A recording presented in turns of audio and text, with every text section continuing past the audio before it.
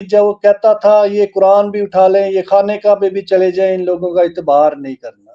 ये जो किरदार है ना जिसका नाम तीफी भट्ट है, ये एक नफसियाती आदमी है, ये कोई नॉर्मल आदमी नहीं है। पीछे पड़ा हुआ था ये एहसन शाह, अल्लाह इसको गर्क करे, इसने इसको जाने नहीं दिया कि ये शादी है, ये शादी अटेंड कर लेना, ये बड़ी जरूरी है। असल वजूहात बलाज के कत्ल की ये है, लोग कोई कुछ बातें करते हैं, कोई कुछ करते हैं। तो भाई इन्होंने इनको सुनहरे ख्वाब भी साथ दिखाए, ये खाली 5 करोड़ की बात नहीं थी। वो लालच में आ गया, पागल हो गया, उसने भी सोचा ये दोनों भाइयों का मर्डर करवा देता हूँ। इन्होंने ये प्लान किया हुआ था कि शूटर जिंदा पुलिस के हाथ नहीं लगना चाहिए। जब एक बंदा शूट करेगा, इसको दूसरा मौसम को करेगा, ठीक है, और वो जो बाकी दो उधर मौजूद थे वो शूटर को वहां से फायरिंग करते हुए बाहर निकालेंगे, बाहर लेके आके वहां पे इसको भी शूट कर देंगे। मुझे कहते हैं बस ना दिल थोड़ा परेशान था कैसर भाई, मैं आपको ही कॉल करने लगा था, तो ऐसा करें कहीं चलें, लाहौर से बाहर चलें, मेरा दिल जो है ना बड़ा परेशान है ना। तो मेरी इतनी हिम्मत नहीं पड़ी कि मैं इनसे यही पूछ लूं कौन से हॉस्पिटल में ले गए हैं ना। अस्सलाम नाज़रीन, ज़ीक्यू स्पीक्स में खुश आमदीद। मैं हूं आपका मेज़बान ज़ौक अहमद। नाज़रीन, गुज़िश्ता कुछ दिन पहले अमीर बालाज का कत्ल हुआ, जो कि आज भी खबरों की ज़ीनत बना हुआ है। आप सोशल मीडिया ओपन करें, आप नेशनल मीडिया ओपन करें, आपको हर तरफ इस कत्ल की तफसीलात के हवाले से ही गुफ्तगू मिलती है कि इस कत्ल में क्या कुछ अब हुआ है और क्या पेशरफ्त है। आज हमारे साथ मौजूद हैं अमीर बालाज साहब के बड़े करीबी दोस्त हैं कैसर भट्ट साहब। अस्सलाम वालेकुम कैसर भट्ट साहब। जी वालेकुम अस्सलाम। बहुत शुक्रिया आपके वक्त का। मैं कैसर भट्ट साहब, ये जो अमीर बालाज साहब का कत्ल है, मुझे लगता है दो मौजुआत की वजह से आज तक डिस्कस हो रहा है। एक तो अमीर बालाज जो हैं वो बड़े यंग थे और उनके मुंह से ये अल्फाज जो कि बड़े वायरल हुए बाद में एक इंटरव्यू के कि आई वांट पीस, मैं अमन चाहता हूं। और दूसरा फिर उनके बड़े करीबी दोस्त जो इसमें मुलव्विस पाए गए, एहसन शाह। तो अब आप उनके करीबी दोस्त हैं, मैं आपसे कुछ चंद चीज़ें जानना चाहूँगा। उसमें ये कि ये जो मामला जिस तरह हमें दिखाया जा रहा है मीडिया पर, या जो तफ्तीश अब तक हमारे सामने आ रही है, क्या ये मामला इतना ही सादा है कि ये हल हो गया इस सिंपल तरीके से? एहसन शाह जो कि उनके इतने करीबी दोस्त हैं और उनको ये मालूम ना हो सका कि वो उनकी ज़िंदगी को ख़त्म करने की साज़िश कर रहे हैं? जी, सबसे पहले तो मैं इस कत्ल की शदीद अल्फाज में मज़ामत करता हूँ। ये पूरी इंसानियत का कत्ल हुआ है, मीर बिलाज का कत्ल नहीं हुआ। ये पूरी इंसानियत और जो भी अमन का गहवारा लोग हैं, ये उनका कत्ल हुआ है। दूसरा, मैं जितना भी शुक्रिया अदा कर सकूं लाहौर पुलिस का, जिन्होंने दिन रात इतनी मेहनत की और तवक्को के बरक्स इतना अच्छा रिजल्ट निकाला, इतनी मेहनत की और हर चीज दूध का दूध और पानी का पानी कर दिया। और अल्लाह पाक इनको हिम्मत ताकत दे और मजीद जो गिरफ्तारियां वो भी कंप्लीट हों। हुँ। जैसे कि ये बात, वो एक इतना यंग, इतना प्यारा, देखें वो मेरे तो हाथों में जवान हुआ ना, तो जी। मैंने कभी इसको गुस्से में नहीं देखा। तो हुँ। हंसता ही रहता था मुलाजमों के साथ, दोस्तों के साथ, प्यार मोहब्बत, सुलह होनी चाहिए, अमन होना चाहिए। ये फिर हमने इतनी कोशिश की और ये काफ़ी घर थे, जैसा कि आपको मालूम है सुहेल शौकत भट्ट साहब हमारे भाई हैं प्यारे, इनके ख़ानदान से, मौज़म भट्ट साहब इनके ख़ानदान से, जो नूरा कश्मीरी फैमिली है, और यहाँ पे जट बरादरी, काफ़ी चबेल बरादरी, काफ़ी ऐसे घर थे जिनके साथ हमारी दुश्मनियाँ थी फैली हुई। हमने बैठ के दोनों भाइयों ने ये मशावरत की कि ये कोई लाइफ नहीं है, ये ज़िंदगी बर्बाद लोगों की हो रही है, दोस्तों की, बच्चों के मुस्तकबिल दाँव पे लगे हुए हैं। ये हम 2 बंदे अगर ये फैसला नहीं करेंगे तो काफ़ी हद तक खराबी पैदा होगी। तो ठीक। उस वक़्त छोटी उम्र होने के बावजूद जवानी में बंदा बड़े हौसले से ये फैसले करता है, खुले दिल से ये फैसले करता है, क्योंकि ये जज़्बाती उम्र होती है। इस एज में भी बिलाज भाई का कहना था कैसर भाई लाइफ आज़ाद होनी चाहिए, लाइफ खुली होनी चाहिए। इंसान को जहाँ मर्ज़ी हम अक्सर दोनों अकेले जाते थे लाहौर से बाहर, और अक्सरियत में फिर अब ज़ेब शौकत भट्ट साहब, जब से सुलह हमारी हो गई थी, हमने सब खानदानों से सुलह की, पूरे लाहौर को पता चला। हम फिर इत्तेमाद की फ़ज़ा हमने कायम की, हम एक-दूसरे के साथ दिन-रात घूमते थे, फिरते थे, किसी को कोई पता नहीं किसी की दुश्मनी भी थी।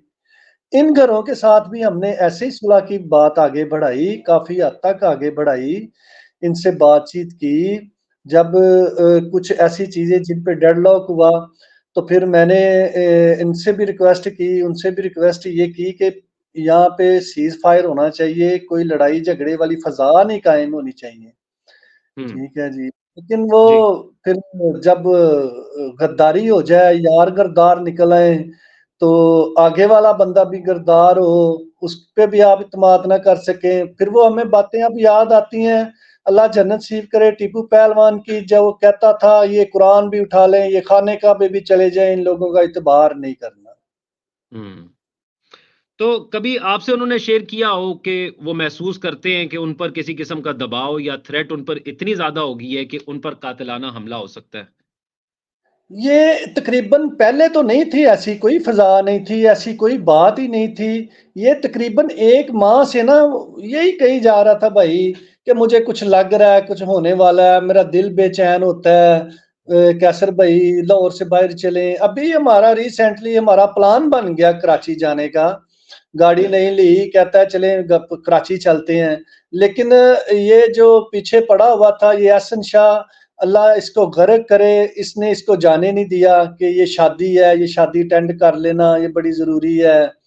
तो फिर एक हमारे रिलेटिव में भी सुहेल शौकत भट्ट साहब के ताया हाजी अकरम रफीला पहलवान, उनके बेटे की शादी भी थी। तो हमने फिर डिसाइड किया चलें अगर जो आप नहीं जाना तो फिर आगे 4 दिन बाद वो शादी भी आ रही है, तो ये भी निकाल लें, तो फिर चलते हैं, फिर कराची चलते हैं, कुछ दिन रहेंगे उधर, इकट्ठे रहेंगे, चलो तुम्हारे दिल को भी सुकून मिलेगा। तो एहसन शाह को आप भी जानते हैं, आपकी बड़ी मुलाकात रही होगी। कभी शक नहीं हुआ और फिर जो खबरें ये चल रही हैं कि वो खाना काबा पर जाकर भी उनको वीडियो कॉल करते थे और देखते थे, रैकी करते थे, तो क्या ऐसा ही मामला था? आपने क्या महसूस किया और कभी ये फ़ील नहीं हुआ कि ये शख्स जो है, वो इसकी जान का दुश्मन बना हुआ है? यकीन जानिए कि हम तो ब्लाज की नज़र से उसको देखते थे। जब वो ब्लाज इसको कहता था कि ये मेरा सबसे वफ़ादार दोस्त है, तो फिर उस पे शक करना या उस पे उसकी तरफ देखना, ये तो फिर हमारे लिए तो बहुत मुश्किल बात थी, क्योंकि ये इत्तेमाद के रिश्ते होते हैं, दुश्मनियों के, ज़िंदगियों के इत्तेमाद के रिश्ते होते हैं। ऐसे फिर कोई बात निकल जाए कि कैसर भाई ने शक किया है ये इसके ऊपर, तो फिर वो खराबी पैदा होती है। इसके अलावा भी हमने कभी इसको इस नज़र से नहीं देखा था, क्योंकि सबसे करीब ही ये था हमारे। हुँ। नहीं, तो ये जो रैकी करने वाली बात है, ये आपने भी कभी नोटिस की कि कभी वो महफ़िल में या आपके साथ कहीं बैठे हों, जैसे आपने कहा कि सुलह की तरफ हम जा रहे थे, बहुत सी जगहों पे सुलह हो गई थी और फिर हम अकेले घूमते भी रहते थे। तो कभी आपने महसूस किया हो कि बार-बार उसकी कॉल आती है, बार-बार वो पूछता है?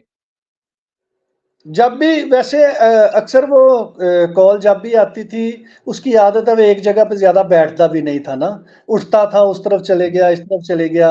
लेकिन कभी देखिए ये बातें तब आती हैं ज़हन में जब पता हो हमने किसी के साथ लड़ना है या हुँ। हम किसी को टारगेट करना है या कोई हमें कर रहा है। हम तो मुतमिन थे कि सीज़ फायर हुआ है, कोई ऐसा बनेगा वक़्त इंशाअल्लाह, इनकी समझ में बातें जो डेडलॉक हुई हैं ये भी आएँगी, तो चलें अल्लाह करम करेगा, ये हम तो खुद पीस की तरफ जा रहे थे, हम सोच सकते थे ये बातें?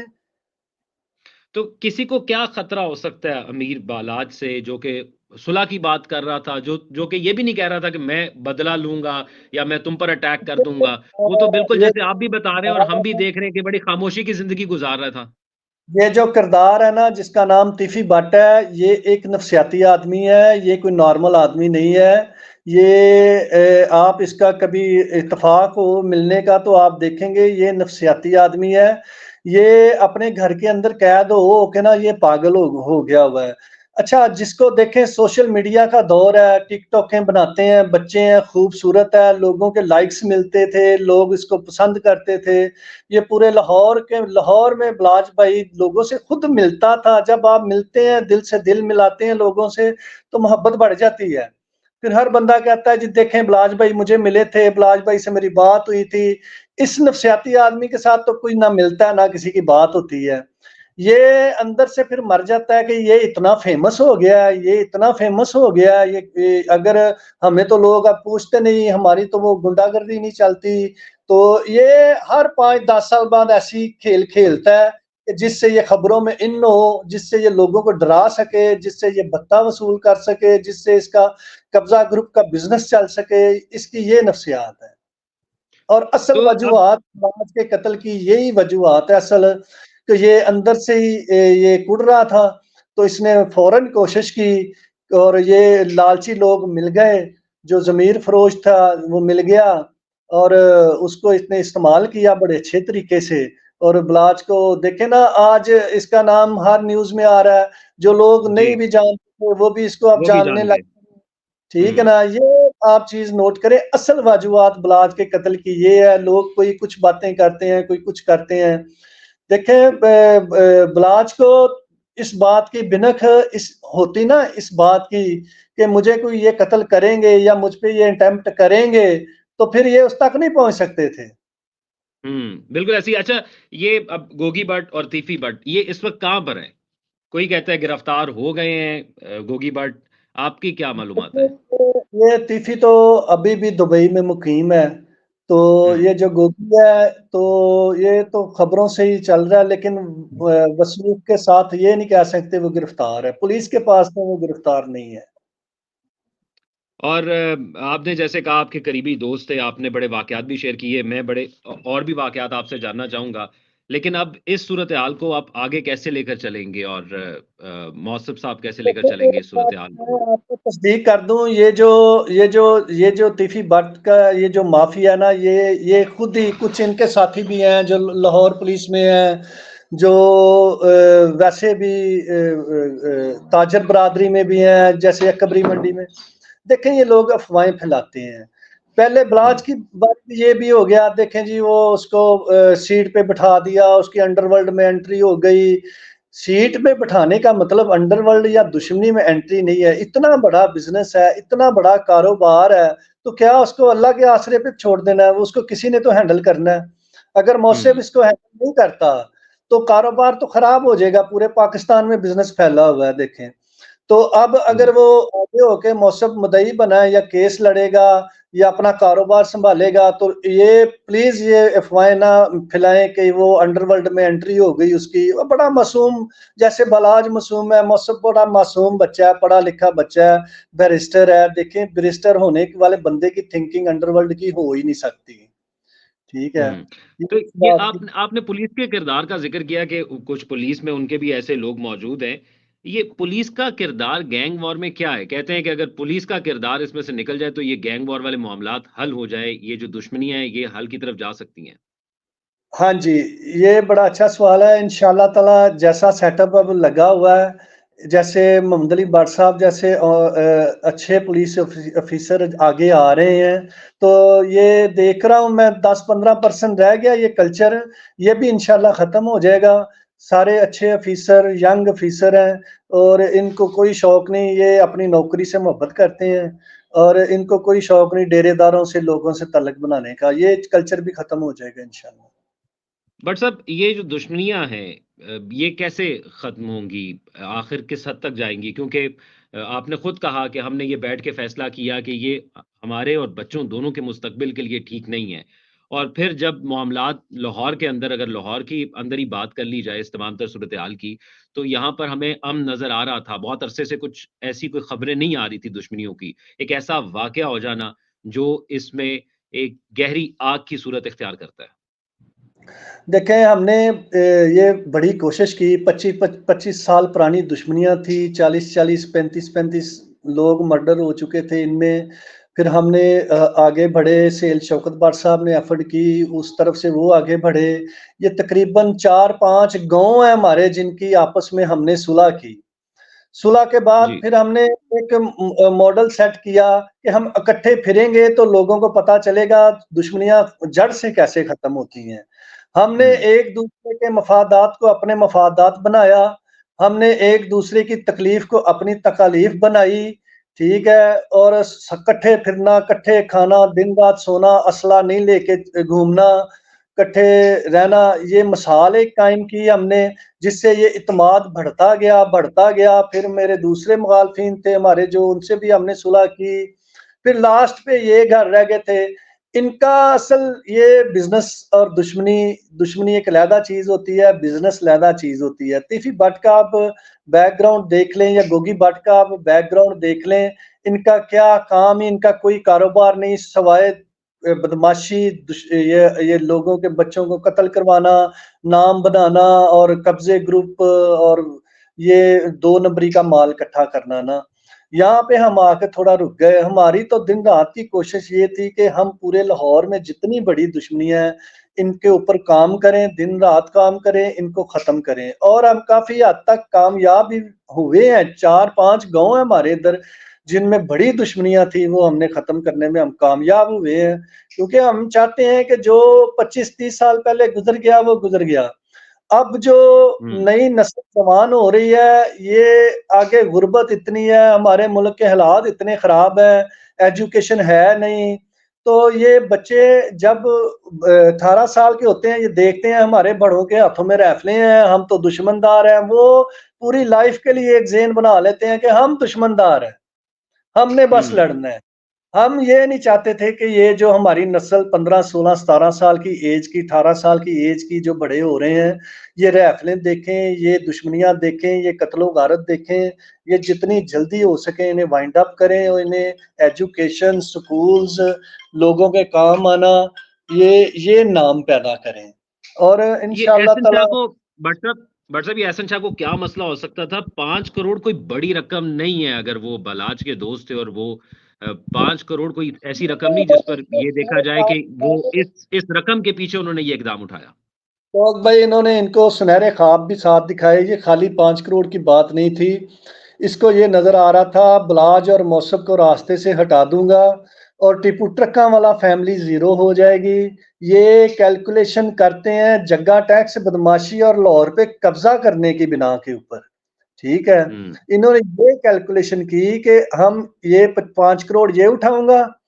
टीवी बट जो है वो ऐसे हाथ फेरता है इन लोगों को कि तुम लाहौर के बादशाह बन जाओगे, मेरे बेटे बन जाओगे, हम ही रह जाएंगे और कोई पार्टी नहीं रह जाएगी, दोनों भाइयों को रास्ते से हटा दो, हम लाहौर पे राज करेंगे, जहां मर्जी कब्जा करेंगे, जहां मर्जी हम लोगों से पैसे छीनेंगे, हुक्मरानी करेंगे। ये हुक्मरानी की दौड़ लगा रहे हैं। ये वो लालच में आ गया, पागल हो गया। उसने भी सोचा ये दोनों भाइयों का मर्डर करवा देता हूँ और इसके बाद टीपू ट्रक्का वाला फैमिली खत्म हो जाएगी। तो तीफी बट की गुंडागर्दी लाहौर में चलती है, हम लोगों के कब्जे करेंगे, पैसा कमाएंगे और ऐसे ही बस। ये उस दिन अमीर बलाज के कत्ल वाले दिन हुआ क्या अभी तक वाजे नहीं है। हर रोज कोई हम नई वीडियो देखते हैं, वो कहते हैं जी जो शूटर था उसने गोली चलाई, फिर उसके साथियों ने उसको फायर मारा। कोई कहता है जी कि अमीर बलाज के साथ जो गार्ड्स थे उन्होंने उन्होंने गोली असल में चलाई। ये हुआ क्या था? जौक भाई, असल में ना इन्होंने इन्होंने ये प्लान किया हुआ था कि शूटर जिंदा पुलिस के हाथ नहीं लगना चाहिए। इन्होंने ये प्लान किया हुआ था कि जब एक बंदा शूट करेगा, इसको दूसरा मौसब को करेगा, ठीक है, और वो जो बाकी 2 उधर मौजूद थे वो शूटर को वहां से फायरिंग करते हुए बाहर निकालेंगे, बाहर लेके आके वहां पे इसको भी शूट कर देंगे। ठीक है, ये सिरे से ही मुद्दा ही खत्म हो जाए। इनको क्या लगे, ये इंसानी जिंदगियों से ये खेलने वाले लोग हैं, तो ये ऐसे ही खेले हैं। और ये मैं कहता हूँ जितनी भी तारीफ की जाए, जितना भी शुक्रिया अदा किया जाए, हमारे लाहौर की अवाम को चाहिए हमारी पंजाब पुलिस का इतना शुक्रिया अदा करें, जितने अच्छे तरीके से इन्होंने ये केस हैंडल किया और जितनी जल्दी ये रिकवरी की है। यकीन जाने कि मेरी मौसम से भी बात होती है, जितना जख्मों पे मरहम लाहौर पुलिस ने रख दिया है ना, तो ये बहुत जरूरी था इस टाइम के, इस फैमिली के लिए बहुत जरूरी था। आपकी आखिरी बार क्या बात हुई थी अमीर बलाज से, और आखिरी मुलाकात में क्या डिस्कशन हुई? शेयर कीजिएगा कुछ अगर आप करना चाहें। मैंने एक दिन पहले, 1-2 दिन पहले रात को मैंने कॉल की तो भाई ने अटेंड नहीं की। तो अगले दिन मुझे फोन आया ना, तो मैंने कहा क्या बात है, मेरा फोन नहीं उठाया ना। तो मुझे कहते हैं बस ना दिल थोड़ा परेशान था, कैसर भाई मैं आपको ही कॉल करने लगा था। तो ऐसा करें कहीं चलें, लाहौर से बाहर चलें, मेरा दिल जो है ना बड़ा परेशान है ना। तो फिर एहसन को भी ये बात की कि तू वापस आ जा, मैं उदास हो रहा हूँ, मेरा दिल परेशान है। तो इसने कहा बस मैं भी 2-3 दिन तक मैं भी आ जाऊँगा ना। तो यही बात हमने फिर प्लान किया, मैं कहा तू परेशान ना हो ते कोई गल नहीं, इकट्ठे हो जाने आ कल ते हम्म। प्लान बनाइए, चलने आ लाहौरों बाहर कराची चलने आ, कोई थोड़े दिन रह आने आ। तो यही प्लान बना, तो बस अगले दिन ये खबर आ गई। तो ये खबर जब आपको मिली तो पहला ख्याल क्या ज़हन में आया? बात नहीं हुई, मैंने तो मैंने वैसे मेरा भी दिल बड़ा परेशान था, मैं फ़ोन ही नहीं खोले मैंने ना, उस दिन हुँ, सारा दिन मैंने फ़ोन नहीं खोले। तो मेरे लड़कों के फ़ोन खुले होते हैं, कोई इमरजेंसी हो, कोई बात हो तो इन पे कॉलें आ जाती हैं, वो तकरीबन सबके पास वो भी नंबर हैं। दोस्तों हुँ, के पास भी, इलाके के लोगों के पास भी, मेरे साथ जो लड़के होते हैं इनके नंबर होते हैं ना। तो मेरे पास ही लड़का बैठा हुआ था, इसके नंबर पे मेरा एक कज़न है जो जल्लो मोड़ से मुदस्सिर भट्ट साहब एडवोकेट हैं वो भी उस शादी पे इनवाइटेड थे ना। तो ठीक उनकी है। कॉल आती है मेरे घरवालों के फ़ोन पे, कैसर भाई से बात कराएँ। उसने मुझे कहा ये मुदस्सिर भाई का कॉल आई है। मैं कहा यार मुदस्सिर भाई खैर हुए, ये नंबर पे कीती है। तो हुँ, मैंने कहा जी भाईजान। तो कहने लगे यार कैसर भाई वो बड़ी अफ़सोसनाक खबर है, लेकिन मैंने ये आपको बतानी भी ज़रूरी है। मैं कहा भाई अल्लाह खैर करेगा, अल्लाह खैर करे, आप बताएँ क्या खैर है? तो कहने लगे वो आपके भाई के ऊपर ना अटैक हो गया बलाच के ऊपर। तो मेरी तो आवाज़ नहीं निकली, मैंने कोई बात नहीं की, मैं खामोश हो गया ना। तो हुँ, वो खुद ही मुझे बताए जा रहे थे कि हम चुंग में हैं, वहाँ पे ऐसे हुआ है। तो मेरी इतनी हिम्मत नहीं पड़ी कि मैं इनसे यही पूछ लूँ कौन से हॉस्पिटल में लेके गए हैं ना। मैं हुँ, फ़ौरन मैं वहाँ पे मेरे मेहमान 2-3 दोस्त बैठे हुए थे। मैं उठा हूँ, मैंने फ़ोन रखा है नीचे, तो मैंने उठा हूँ, मैंने कहा भाई बलाज भाई पे हमला हो गया, मैं जा रहा हूँ ना। तो मैंने अंदर हुँ, से चाबी पकड़ी गाड़ी की, तो हम यहाँ से निकले हैं, तो मुझे रास्ते में मैं सर्विस हॉस्पिटल जा रहा था, मैं कहा शायद वहीं लेके जाएँगे। ओके, तो मैं रास्ते में मुझे एक दोस्त का फ़ोन आया कि वो जनाह हॉस्पिटल में है। तो फिर उधर ठीक है। पहुँच गए।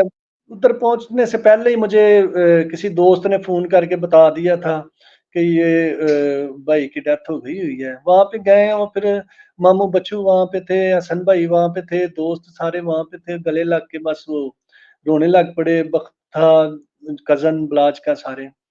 तो मैंने फिर उनको नहीं बताया कि ऐसे ना भाई ख़त्म हो चुके हैं।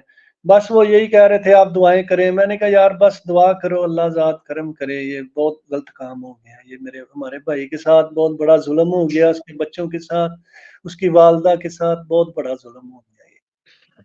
आपने जैसे कहा कि एहसन चाहता था दोनों भाइयों को ख़त्म कर दे, तो अमीर मौसम को भी खतरा होगा आपके ख़्याल में, ये थ्रेट्स उनको भी होंगी कत्ल की? हाँ जी, उनको बिल्कुल देखें, उसको तो अल्लाह ने बचाया है। वो तो इतना हुँ, उधर एकदम से वो हल्ला-गुल्ला मच गया कि शायद उसने फायर मौसम पे किया हो, जो उसको लगा है ना हुँ, मुज़फ्फर। हुँ, तो अल्लाह ने उसको बचाया है। मैंने तो उसको कहा था, रात को मेरी बात हो रही थी, मैंने कहा यार अल्लाह पाक ने तुझे बड़ी ज़िंदगी दी है। तो रोने लग पड़ा, कह रहा है कैसर भाई मैं क्या करूँ? मेरा तो भाई, मेरा बाप, मेरा उस्ताद, मेरा तो सब कुछ वही था। अल्लाह ताला मुझे उठा लेता, उसको बचा लेता, चलो मेरी फैमिली के सर पे साया था वो। तो मैंने इसको कहा बस हौसला करो यार, बस ये कारोबार है, ये उसके बच्चे हैं, इनकी एजुकेशन है, ये बड़े मसाइल तुम्हारे सर पे ऊपर आ गए हैं। तो बस सब्र करो, हौसला करो, अल्लाह बेहतर करेगा। क्या पैगाम आप देना चाहेंगे कैसर भट्ट साहब? क्योंकि शरपसंद अनासिर तो मौजूद हैं, जो शर फैलाने की कोशिश करेंगे फिर से। ये देखें, ये लाहौर पुलिस को ये जड़ें उखाड़नी पड़ेंगी। ये लाहौर पुलिस ने काफ़ी काम किया है। ये लाहौर शहर भी तो बहुत बड़ा है। इसमें आए दिन कोई ना कोई शूटर पैदा होते रहते हैं। दिन रात सीआईए मेहनत करती है। देखें आपको भी मालूम होगा, हुँ, सीआईए और क्या करे, ये एजेंसियां हमारी क्या करें, दिन रात ये मेहनत करती हैं। और हुँ, मेरी नज़र में ये गोगी भट्ट और तीफी भट्ट का ये खानदान, बस इनके अलावा ये कोई भी ऐसे इकदाम नहीं कर रहा, ये शूटर्स के या गुंडागर्दी के या कत्लो गारत के।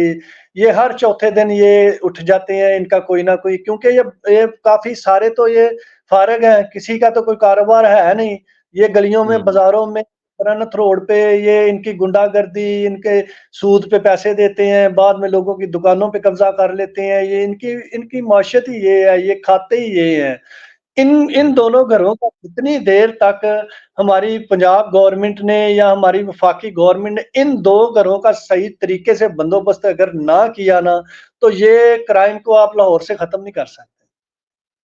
बहुत शुक्रिया कैसर भट्ट साहब हमारे साथ मौजूद थे और अमीर बालाद से उनका कैसा ताल्लुक रहा उस हवाले से ही बात कर रहे थे और फिर असल जो हकायक थे क्योंकि वो करीबी दोस्त हैं अमीर बालाज के, तो हम उनसे ही जानना चाहते थे कि असल तस्वीर है क्या और जो तस्वीर हमारे सामने मौजूद है उसमें कितनी सच्चाई है। बहुत शुक्रिया कैसर भट्ट साहब आपके वक्त का। जी मेहरबानी। अस्सलाम वालेकुम। वालेकुम सलाम।